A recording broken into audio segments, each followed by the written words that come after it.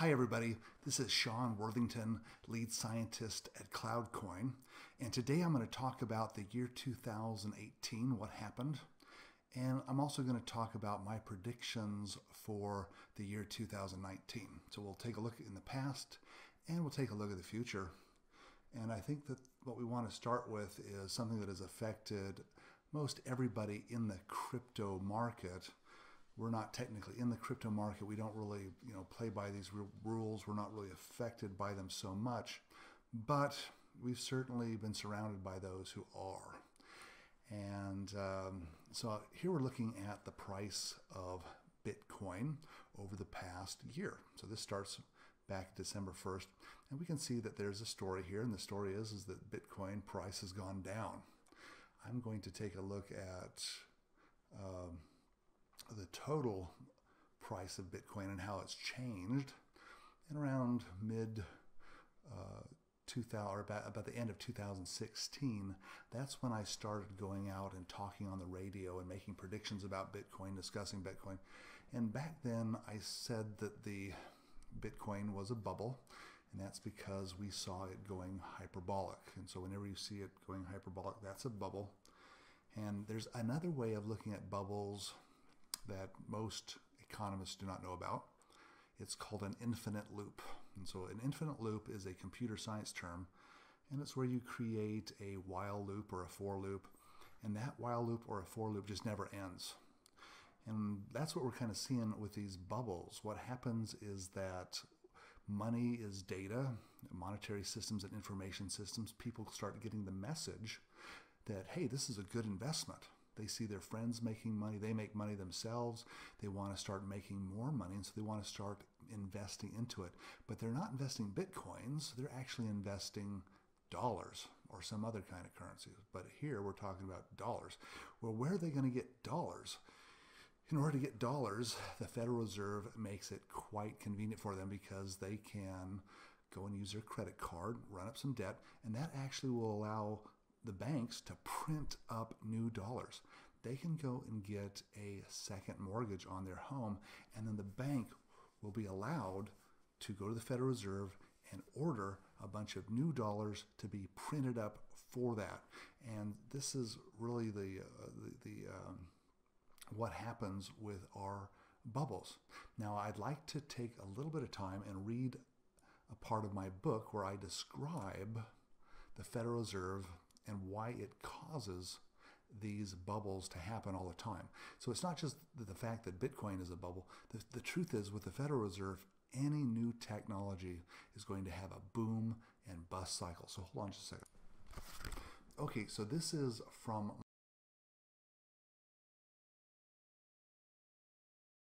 for them. And so the Federal Reserve had the following impact. Number one, markets would boom and bust much more dramatically and with giant price fluctuations. Two, things that were purchased with freshly borrowed money went up in price dramatically. Number three, as the freshly minted money circulated through the system, all things, minus the new technology, would go up in price slowly but surely. And four, money is now available to pay for wars that would otherwise be too unpopular to fund. Okay, so that's out of my book, and that describes at least a reason why Bitcoin has had a bubble. What happened is people started making money, and they saw that, so they started invested more, and people saw that their friends were making money, and so they invested more, and then they started buying rigging equipment and all that other stuff, and finally it just became such a loop that it couldn't sustain itself, and it began to crash. And for the past year, it's been bobbing up and down and crashing. Now, I predicted last year that the price of Bitcoin would drop down to 3,000 at least. And the reason is because bubbles have a common cycle to them. And one of the cycles is that they always drop down more than what they're worth. And so if we took this line right here and just kind of, here it is at 400, and then it goes up to 900. If we took that and we took the bubble out and just kind of went out and extrapolated where it might be, we should see that right now it should be around, I think, about 3,000. And it should go below that, because bubbles always cause the value to go below. Now, Bitcoin, I believe, will go back up, except for one problem, and that is that Bitcoin has, number one, competition, and Bitcoin, number two, is very expensive to operate. And so right now we are seeing that the Bitcoin miners are starting to collapse. I've watched several videos here recently in which video coin miners are closing. Like this is here's a video here about a guy, and he is, since 2013, he's put his entire life into mining Bitcoins. He's got all of these graphical cards. He's got this building that they ran out. He's got had these big cooling systems and all these security systems, and just spent thousands and thousands of dollars and brought in investors, and the price now of Bitcoin has dropped so low that he can't make any money. And what will happen is that as the price drops lower and lower, more Bitcoin miners will drop out and will drop out. And that might sound like a good thing, but actually that wrecks the Bitcoin network's ability to process payments. And so you need the miners, because without the miners, you don't have any payments processed. That's the first thing. It's using a huge amount of electricity. In fact, we're looking at 45 terabytes of electricity for Bitcoin. Compare that to CloudCoin, which is much less than 100 kilobytes. I mean, CloudCoin is the most efficient thing that there is. Another problem is that Bitcoin does have competition, and if you're an investor, well, there's no point in investing in Bitcoin, because you're not going to get these huge kind of payoffs if you're lucky. And in fact, it could go down, because you've got Ethereum, you've got Litecoin, you've got Bitcoin Cash, you've got 1,000 other things that do the same damn thing, and some of them do it better. And so if you're going to expect Bitcoin to compete, it's got to have some reason to compete. It does have a reason, in that it is the most liquid currency that there is. However, if you were to have an Olympics between Bitcoin and CloudCoin, CloudCoin would win on every single category except for liquidity. And liquidity is coming, and liquidity is coming hard. And so once we get more liquid than Bitcoin, I don't see how Bitcoin could survive at all. It's a technology that is first mover. That's great. It was the first one to prove to scientists like me that it was possible, but we came along and we made things better. So the last year, as far as investments go, has all about been decline. So you might think that CloudCoin might be in decline too, that maybe we're laying off employees, or we're laying off people, that we are seeing less buyers, we're seeing less activity. And the fact is that CloudCoin is doing very well. It's growing, and the code gets better and better. We have a 5-year plan with CloudCoin, and we're about into a year and 3 quarters. So in March we'll be at 2 years. But so I'm going to go ahead and report on the progress of CloudCoin. And basically the CloudCoin plan calls for 5 pipes, we call them.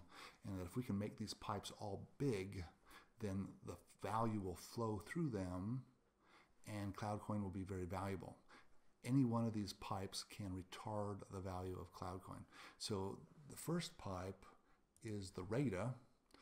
The second pipe is the client software.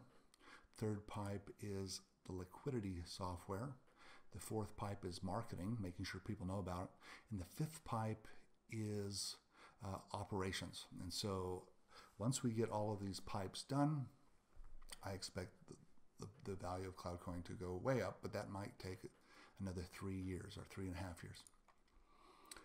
So let's take a look about the RAIDA. So the RAIDA is a data structure, and it is CloudCoin's blockchain. And instead of being an evolution of the blockchain, it is an evolution of the domain name system. The domain name system is one of the few data structures in the world that's got something called data supremacy. The blockchain has data supremacy as well. And one of the requirements of the RAIDA is that it has data supremacy, meaning that no government can shut it down, that no corporation can shut it down, no individual, including myself, can shut it down, no hackers can shut it down. Nobody can shut it down unless it's voluntarily shut down. Everybody decides, we don't really want to use it anymore. But besides that, it cannot be shut down. And we have achieved data supremacy. Our end goal, which is to have 25 what are called sentinels and 800 detection agents. We certainly have the 25 sentinels already, and we have many, many, many detection agents. In fact, somebody sent me a new picture of one of our latest detection agents. Let's see if I can open up and take a look at this. Okay, so you're looking at the back of somebody's car, and this car is somewhere in Eastern Europe. It has a computer here, so this might not look like it, but this is a computer. The computer needs electricity. It's plugged into this solar panel. This computer needs 2 watts of electricity, not much at all. It's a very small, fine computer. It only needs 25 megabytes worth of data storage, and it only needs to handle very little bandwidth because our transactions are so small. And here we see a Wi-Fi router, the cellular Wi-Fi router, and this allows it to talk to a cellular network. You could also just plug this into your cell phone. So you could turn your, I think you can turn your cell phone into a wireless hotspot or something, and it'll attach to it. I'm not exactly sure how this works, but I can tell you that you don't have to plug this in as long as you have the sun. And I don't see the battery here. Oh, this has a battery. So this has a battery as well. And so this also is a battery. It's not only a solar panel, but it's also a battery. And that means that day or night, this RAIDA detection agent works. Compare that to these big, vast rigs. You know, if you look at these huge Bitmain rigs that you know, this company, this is not the Bitmain guy, but companies like Bitmain seem to be under a lot of stress, and who knows, maybe they're even going out of business. They've got huge amounts of hardware. Here's a company that built all these special little sheds, they call them pods, so they can put gigabytes of servers in. And so, and look at all these racks. Every one of these is part of the Bitcoin network. So every one of these things is a hog. It's got a process, it's got to encrypt, decrypt. We don't even use, we say we're 10,000 times more efficient, and that is because this is what our rigs look like. We've got 800, you know, our goal is to have 800 of them around the world. You try to find them. Have a government try to find them. And you know what, if you do find them, it's not going to do you any good because they've got 24 other redundant servers for each one of these. Okay, so I'm going to talk about how the RAIDA is meeting its requirements. And we've got 11 major requirements. That we have number 1, data supremacy. We have reached data supremacy and are going to even get more data supremacy as time goes on. We want 100% privacy. That means no user accounts, no passwords, no logins, no transactions tracked. And we have already achieved that. We should be able to handle the entire world's traffic, just like the DNS system is. And so we're based on the DNS system. Every day, billions of human beings make thousands, if not hundreds of thousands of requests each to the DNS system so that they can take their domain name, like www.google.com, and change it to an IP address. It's been up since 1985, the DNS has, and it handles the entire world traffic. And we can do the same thing. So we believe right now that we have the capacity to handle the entire world's transactions. That's quite an achievement. You know, it blows Visa away, it blows PayPal away, it certainly blows Bitcoin or any other digital currency away. Of course, not only do we want to handle the entire world's traffic, but we want to do it in a timely manner, less than 2 seconds, and we've already achieved that. So we can handle up to 400 notes in less than 2 seconds. Cannot be permanently lost. So if you can lose your digital currency, that means you have to print it more, otherwise you're going to be completely out of it. And we don't want to print it more. We want a stable amount. We've already achieved this. So CloudCoins cannot be permanently lost. Uses less than 100 kilowatts of electricity. We think we're well below that. Keep in mind that Bitcoin uses 45 terawatts. That is a typo. Sorry about that. The RAIDA should be free. So it should not require somebody to pay fees, and in fact that has happened. No fees of any kind, and I expect it to stay that way because it's so cheap in electricity, so cheap to run. Cannot be stolen. We've already made it. When I'm talking about cannot be stolen, I'm talking about the RAIDA itself. There actually is ways that it could be stolen through client software or through exchanges and different things, liquidity items that we haven't got that. That's not this goal. The main goal is that they can't go to the RAIDA and steal it, and we have achieved that. So no theft of CloudCoins from the RAIDA. Fixed supply, no counterfeits, no inflation. We have achieved that. Quantum safe. It is quantum safe. So this is, as far as I know, the only digital currency that is quantum safe. Should be completed by March 2022, and I think we won't have any problem. Right now what we're doing is we're just rolling out the 800 detection agents, and that's going to take years to do because we have to find people that are willing to take those agents and put them in their house. And by the way, if you're interested in that, you might want to contact me, CloudCoin at protonmail.com, if you're interested in being a detection agent. Okay, so that is the state of the RAIDA, and basically what I'm saying is that the RAIDA is nearly complete. There is one thing that's not on here that we're working on, and that is that we need to make sure that all of the software does not have any what's called systemic risk. And that means all of the software for the RAIDA has to be written by different people. And right now we have 3 different versions of the software, and what we need to have is 5 different versions of the software. And that means if you're a hacker and you figure out how to hack a RAIDA, you're going to only be able to use that hack on 1/5 of them, because the other ones aren't going to be affected. Now, by the way, with our detection agents, they run on something called IPsec. And Microsoft, everybody laughs at Microsoft. They say that Microsoft is easy to be hacked. But one time, Microsoft went to a hackers convention, and they had a challenge, and they built a network, and nobody could hack it. And the way that they built it so that it was unhackable is using IPsec, and that's what we've got on our detection agents. If you were a hacker and you were trying to contact that detection agent, it wouldn't even talk to you, it wouldn't respond to you, you'd have no way of knowing it's there, because it only connects to servers that it knows about, and it does so through a tunnel, which we call a tunnel. It's an encrypted tunnel, and this is scientifically unhackable as far as the transport goes. Now, we're not so, if the detection agent themselves wanted to hack it, or government got the detection agent, they could probably open up and see it, but it wouldn't do them any good because they wouldn't have enough information to make any difference or have any ownership in that information if they would change before they could do anything with it.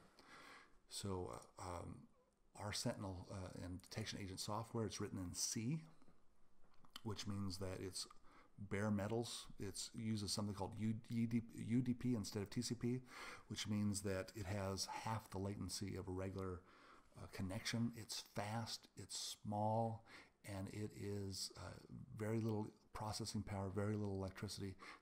I don't think that there's been better software since the moon landing. I mean, they had software for the moon lander back in '68, and this is comparable. It's wonderful. So that's the RAIDA. The RAIDA has gone great. Now we go on to the our client software. The client software has not been good. Okay, so I wish I could say that everything was good and everything was wonderful.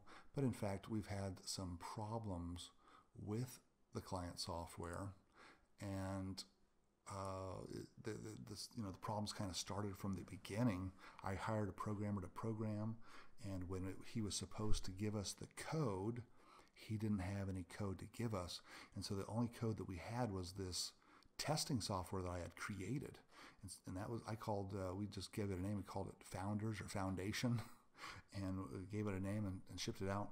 But that was console-based software, and then we had some people do stuff, and the software, we keep in mind we're paying with CloudCoins, and so everything that we buy was with CloudCoins, and that we had to find programmers that were willing to work with CloudCoins.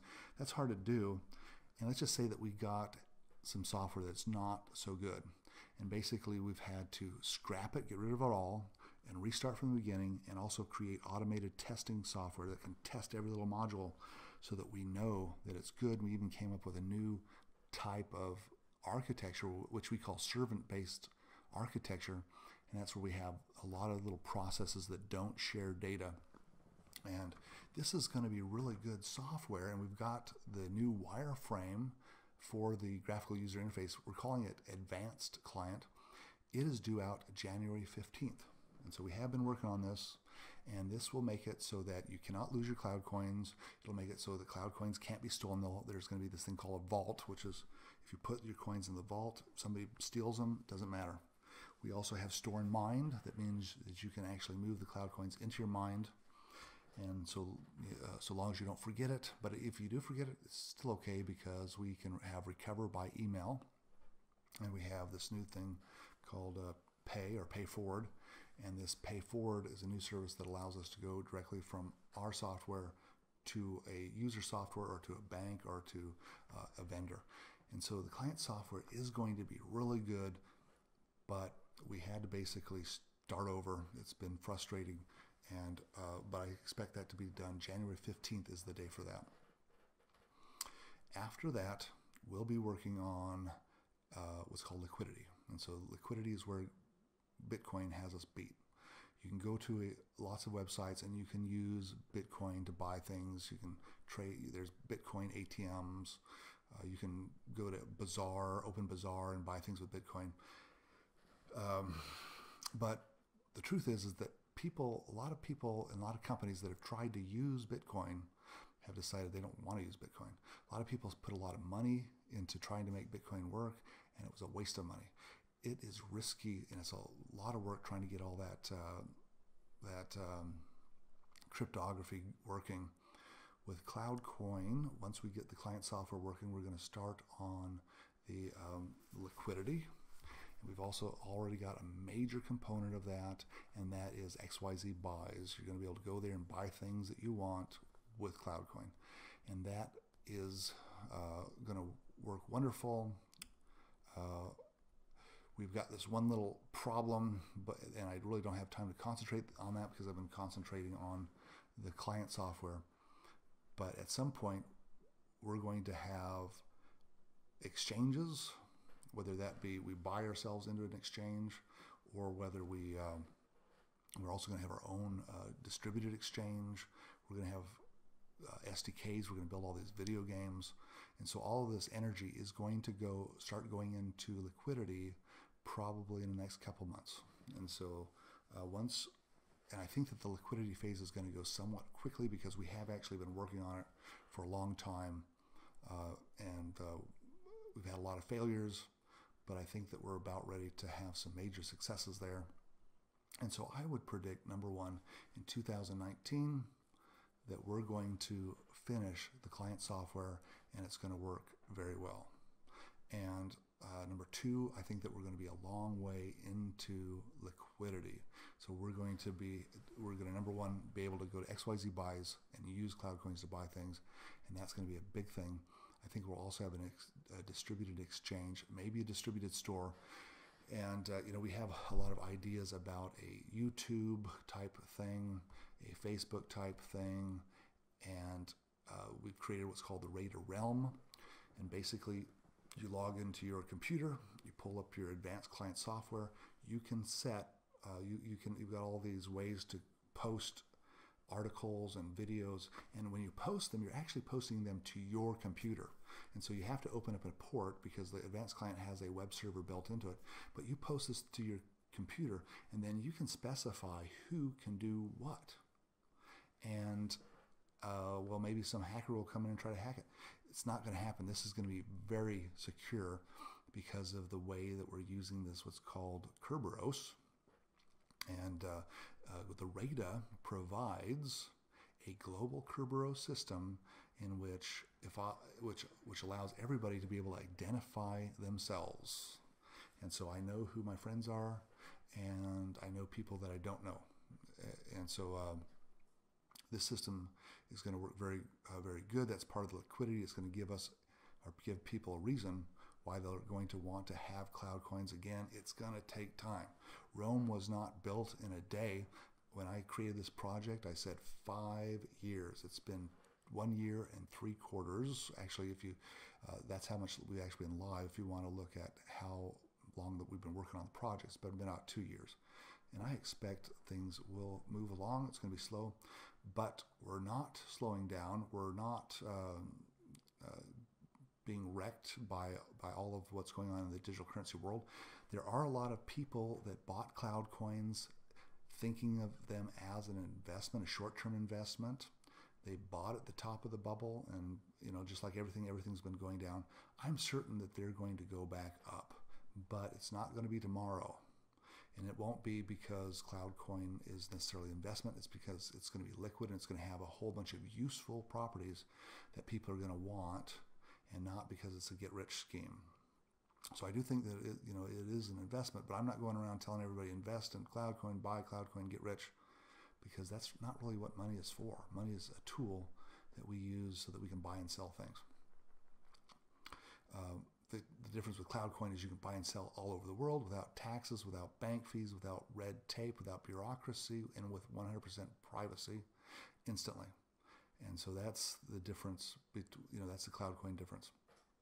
Okay, talking about marketing. So marketing is number 4. So number 1 is the RAIDA, number 2 is the client software, number 3 is liquidity, and number 4 is marketing. Marketing is all about telling everybody about CloudCoin. And there really is no sense in telling everybody about CloudCoin if they go to download the software and they go, oh, this is crappy. Or they go to their iPhone and there's no software for it. Or they don't have any liquidity, nothing to use the CloudCoin for. So there's not much point going out and telling everybody how wonderful CloudCoin is if it really can't be used for anything. So that's why we want to save the marketing for last. Now, once the marketing happens, we think that we're going to get a lot of people involved with CloudCoin. And that means we're going to start looking at how we're going to govern. Okay, and so before I go on to the marketing, we are doing this thing called EOS Stealth. And that is actually a RAIDA tech, which is doing that. And we also have other companies that are taking cloud coins and they are making their own coin based on them. Now, they're not actually making different coins. It just so happens that we can take cloud coins and put them in JPEG images, and you can make that image look like whatever you want to. And so if you had a reason why you might want to send a customer a JPEG image, you could say it's your own coin. And so that's what we're doing with EOS Stealth. We're talking about making it so that one EOS Stealth is worth 100 cloud coins. But it's the same thing. It's the same notes, just different way of interpreting them, and so it's used for marketing. And so we will do some marketing like that, and I would imagine that it's going to have some kind of success. Cloud coins are being put into Celebrium right now. Celebrium, it looks like it's going to be a big deal, and if for some reason there were 16 million Celebriums that were used, then that would use all the cloud coins. So that would be, a wonderful thing. But Celebrium is just got started December 15th. It's already big. There's already major celebrities that are calling in. They want to be part of it as well. So we'll see how that turns out, but I'm very optimistic about that. Okay. Last thing is operations. We got people. How do we make it so that CloudCoin is trustworthy? We don't want communists and socialists to take it over and try to take money or CloudCoins from one people and give it to another. We don't want the CIA and the Chinese government to try to toy with it. And so we're trying to find lifer libertarians who will be custodians of these detection agents. And we've already begun with that, and we've found a lot of them. And so we're going to just keep growing that. And the RAIDA is going to be its own thing, but we are still going to have a CloudCoin consortium, and that might morph into something else. We want to have something like a private membership association. That means if you want to be part of the group, you have to pay in. And then you become a member, and you have to meet all these stringent requirements. It's going to be like a secret society, like the Masons. And you might go, Masons, we hate Masons. We hate secret societies. Secret societies. Well, we want membership. And that means if we don't like you, you're not a member. And if you're not playing by our rules, then you're not going to be part of our group, because we're not going to let low IQ, socialist people make decisions about anything to do with CloudCoin. Okay, so we're going to look at history. We're not going to have what's called a distributed anonymous society, or a DAC or DAS or whatever they call. A lot of these digital currencies do this stuff. We want to have a republic, and that means that we have representatives that everybody knows, and everybody knows who's the members, and the members are basically their own government. And in the United States of America, it's actually possible to create private membership associations, and we're still looking at this, in which do not have to play by the same rules as everybody else does, because they're not trying to market to the public, they're not trying to talk to the public. And so we are looking at creating those kind of organizations. But that's like last. But we are working on it now. We're looking ahead. We're probably going to start some kind of non-profit organization in Malta or something, maybe Switzerland. I'm not in charge of that, but we're going to probably start some kind of a program where we can have a bank account and we can do marketing on behalf of everybody. Okay, so here's my predictions for 2019, and my first prediction that I had was that this year Bitcoin would drop below 3,000. And if I look at the Bitcoin price right now on December 15th, it's 3,188, which is pretty damn close. And I have a feeling that by the next 2 weeks, by the time this year's over, I will have succeeded in my goal. That's a goal that in my prediction. That's a prediction that I've put on radio shows. I put on my different LinkedIn accounts and Twitter and everything. So that's a prediction that's out there, and that is looking spot on. That is looking spot on. Okay, so what am I going to predict for 2019? Well, I think for Bitcoin, it will go down further, and we're going to see a massive drop-off of new investment into Bitcoin. We're going to see lots of Bitcoin miners leave the market. We're going to see people lose interest, and that is probably going to drive the price down even further. And when the price goes down further, that's going to cause even more Bitcoin miners to drop off. And they're going to cause more to drop off. However, after you get done with all the people that are in it for the money and are just trying to make investments, there is still a kernel of people that need Bitcoin in order to buy things from other countries and to do it somewhat secretly. And so you're still going to have some people that are going to have some use for Bitcoin for buying things. So I don't think Bitcoin is going to die out completely next year, but I think it's going to go down in price. What price would I calculate? I'm going to guess by the end of 2019, the price of Bitcoin will go to $1,000. And Bitcoin will not be the hot thing. It'll be the old thing, and other coins are going to be looking at. Now, is CloudCoin going to become a big hot thing in 2019? No. Unfortunately, we still have a ton of work to do. We have hundreds of hours, should say thousands of hours worth of programming to do to get in to make it so that CloudCoin is wonderful. But I'm hoping that what I will predict definitely is that we will have client software that works brilliantly, that's dependable, that people really like to use, people understand, and will do things that Bitcoin software does not do. And that will be a big value for us forever. So that's my first prediction. By the end of 2019, I believe that we will have a distributed exchange. I believe that we will have things, some kind of thing such as RAIDA chat, RAIDA data, maybe a RAIDA YouTube type thing. And so we're definitely going to be able to store things on our computers, and we may have a RAIDA store as well. So maybe in 12 months we can get done with the RAIDA store marketing. I predict that we're going to have EOS Stealth that's going to come out, and that's going to be a marketing thing. As far as liquidity, we're going to have XYZ buys. You're going to be able to take your CloudCoins and use them on the XYZ buys website. What about the price of CloudCoin? Will it go up or will it go down?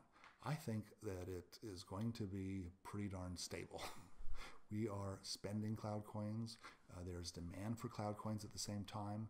I think that with our new client, that's going to make CloudCoins much more valuable, and we're going to see it, between 1 and 3 cents. It's going to be stable the whole year, I would think. So I don't think you're going to get rich anytime soon.